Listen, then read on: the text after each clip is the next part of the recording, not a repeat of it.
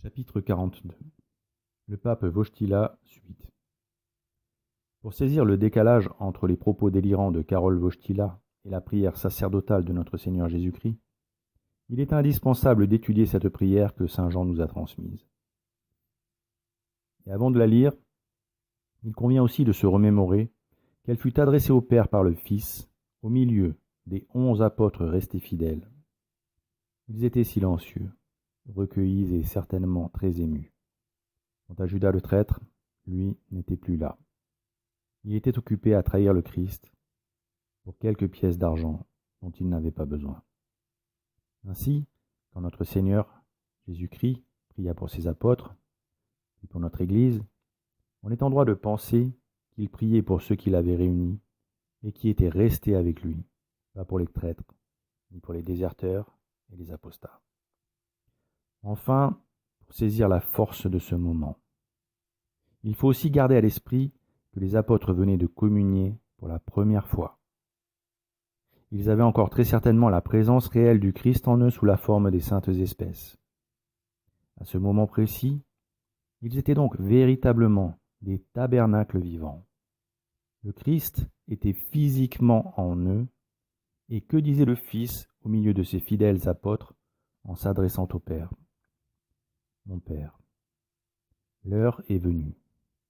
Glorifiez votre Fils, afin que votre Fils vous glorifie, comme vous lui avez donné puissance sur toute chair, afin qu'il donne la vie éternelle à tous ceux que vous lui avez donnés. Or, la vie éternelle consiste à vous connaître, vous qui êtes le seul Dieu véritable, et Jésus-Christ que vous avez envoyé. Je vous ai glorifié sur la terre. J'ai achevé l'ouvrage dont vous m'avez chargé. Et vous, mon Père, glorifiez-moi, donc, aussi maintenant en vous-même, de cette gloire que j'ai eue en vous avant que le monde fût. J'ai fait connaître votre nom aux hommes que vous m'avez donnés, en les séparant du monde. Ils étaient à vous, et vous me les avez donnés, et ils ont gardé votre parole. Ils savent présentement que tout ce que vous m'avez donné vient de vous, parce que je leur ai donné les paroles que vous m'avez données, et ils les ont reçues. Ils ont reconnu véritablement que je suis sorti de vous, et ils ont cru que vous m'avez envoyé. C'est pour eux que je prie. Je ne prie point pour le monde, mais pour ceux que vous m'avez donnés, parce qu'ils sont à vous. Tout ce qui est à moi est à vous, et tout ce qui est à vous est à moi, et je suis glorifié en eux. Je ne suis plus dans le monde, mais pour eux, ils sont encore dans le monde, et je m'en retourne à vous. Père Saint, conservez en votre nom ceux que vous m'avez donnés, afin qu'ils soient un comme nous. Lorsque j'étais avec eux, je les conservais en votre nom. J'ai conservé ce que vous m'avez donné, et nul d'entre eux ne s'est perdu. Il n'y eut de perdu que celui qui était enfant de perdition, afin que l'écriture fût accomplie. Mais maintenant, je vais à vous. Et je dis ceci étant encore dans le monde, afin qu'ils aient en eux-mêmes la plénitude de ma joie. Je leur ai donné votre parole, et le monde les a haïs, parce qu'ils ne sont point du monde, comme je ne suis point moi-même du monde. Je ne vous prie pas de les ôter du monde, mais de les préserver du mal. Ils ne sont point du monde, comme je ne suis point moi-même du monde. Sanctifiez-les dans la vérité. Votre parole est la vérité même. Comme vous m'avez envoyé dans le monde, je les ai aussi envoyés dans le monde. Et je me sanctifie moi-même pour eux, afin qu'ils soient aussi sanctifiés dans la vérité. Je ne prie pas pour eux seulement, mais encore pour ceux qui doivent croire en moi par leur parole, afin que tous ensemble ils soient un, comme vous, mon Père, vous êtes en moi, et moi en vous. Qu'ils soient de même un en nous, afin que le monde voie que vous m'avez envoyé. Et je leur ai donné la gloire que vous m'avez donnée, afin qu'ils soient un, comme nous sommes un. Je suis en eux, et vous en moi, afin qu'ils soient consommés dans l'unité, et que le monde connaisse que vous m'avez envoyé, et que vous les avez aimés, comme vous m'avez aimé. Mon Père, je désire que là où je suis, ceux que vous m'avez donnés y soient aussi avec moi, afin qu'ils contemplent ma gloire que vous m'avez donnée, parce que vous m'avez aimé avant la création du monde. Père juste, le monde ne vous a point connu, et moi, je vous ai connu. Et ceux-ci ont connu que vous m'avez envoyé. Je leur ai fait connaître votre nom, et je leur ferai connaître encore, afin que l'amour dont vous m'avez aimé soit en eux, et que je sois moi-même en eux. Dans sa prière au Cénacle, notre Seigneur Jésus-Christ rappela qu'il avait reçu les hommes comme un tout, toute chair, désignant le genre humain. Et cela ne signifie en rien que tous les hommes seront sauvés. Car il faut se souvenir qu'il est écrit, dès le premier chapitre de l'Évangile selon saint Jean, « À tous ceux qui l'ont reçu, il a donné le pouvoir de devenir enfants de Dieu, à ceux qui croient en son nom. » Ces paroles sont restrictives, car elles précisent que c'est seulement ceux qui croiront au nom de Jésus-Christ qui deviendront les enfants de Dieu. Il est certain, et c'est un dogme de foi, que les choix de certains hommes les empêcheront d'être sauvés. Ainsi, même si la souveraineté du Christ s'étend à tout homme, la grâce du salut n'est communiquée qu'avec une certaine réserve selon la justice divine. Notre Seigneur donne individuellement le salut éternel. Ce sont ceux qui croient en son nom et ceux qui l'ont reçu qui seront sauvés. Dans ce passage de l'Évangile, le Christ précise que la vie éternelle est la connaissance de Dieu. Mais il ne faut pas penser que l'acquisition de cette connaissance est réservée seulement à la vie éternelle.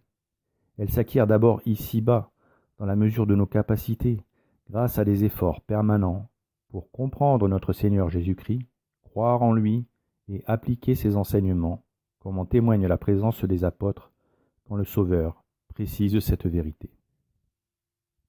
Il est frappant aussi de voir que lors de cette prière, notre Seigneur voit l'œuvre de la rédemption et son but achevé, alors qu'il s'apprête à souffrir sa passion, et qu'elle n'a donc pas encore eu lieu.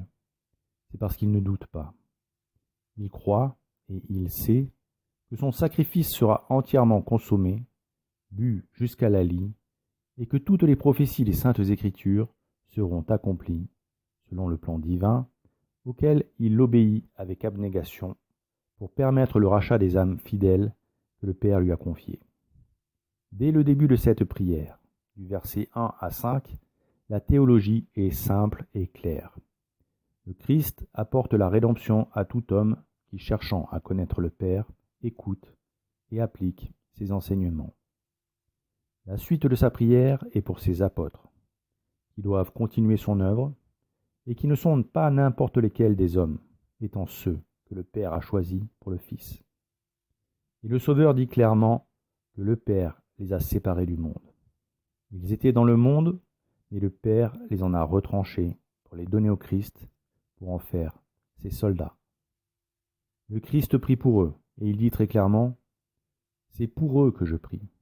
Je ne prie point pour le monde, mais pour ceux que vous m'avez donnés, parce qu'ils sont à vous. » Il veut clairement que cette prière mette ses disciples sous les yeux du Père. Il y a urgence. Il va mourir dans peu de temps, mais eux vont rester dans le monde qui les persécutera parce qu'ils ne sont pas du monde. Et s'il ne faut pas prendre ce verset comme un refus absolu de notre Seigneur de prier pour le monde, puisqu'au verset 23, il prie pour que le monde sache que le Père l'a envoyé, il est tout de même indéniable que le Fils différencie nettement ses disciples du monde, et qu'à ses yeux, ils ont plus de valeur que le reste. Ils sont le sel et la lumière du monde. Il demande même au Père de les préserver de la corruption du monde. Ensuite, le Seigneur prie pour son Église. Il désire pour elle l'unité, une unité aussi parfaite que celle qui existe entre le Père et le Fils. La force de la désignation du corps mystique du Christ prend tout son sens au travers de cette prière christique. Le Christ souhaite une véritable unité entre ses disciples, qu'ils fassent partie d'un même corps, son corps mystique. Cette unité, il la veut identique à celle qui existe entre le Père et le Fils. Alors, tout catholique, doit décemment se poser cette question. L'unité entre le Père et le Fils est-elle comparable à celle de l'œcuménisme multiconfessionnel qu'exposa M. Angelo Roncalli avec une clarté soi-disant évangélique? Ou pire, est-elle comparable à l'étape suivante, l'œcuménisme interreligieux, voulu et matérialisé par M. Karol Wojtyla lors des rencontres d'Assise? Quel catholique pourrait oser l'affirmer et affirmer une telle chose? Seulement un imposteur, un apostat ou un hérétique, le Christ, ne veut pas d'une union contre nature entre l'erreur et la vérité, comme l'œcuménisme interreligieux. Pour preuve, quand dans sa prière, il fait allusion aux membres de l'Église, il parle de ceux qui doivent croire en lui par les apôtres qui ont reçu du Christ leur enseignement. L'unité de l'Église doit être si admirable qu'elle doit frapper le monde, qui est profondément désuni, puisque l'égoïsme et l'individualisme sont les moteurs de tout ce qui y est entrepris. Alors qu'au contraire, dans l'Église, c'est la charité qui est le moteur de tout ce qui y est entrepris. Enfin, le Christ lègue le ciel à tous les membres fidèles de son Église. Et il conclut sa prière par ce constat que le monde n'a pas connu le Père, et que le Christ l'a connu, et que les apôtres ont connu le Christ, et qu'ils ont cru que le Père l'avait envoyé. Et le Christ répète que connaître Dieu, c'est l'aimer et être aimé de lui. Il dit au Père qu'il sera en nous, et parce qu'il sera en nous, c'est l'image du Christ que le Père pourra contempler en chaque catholique.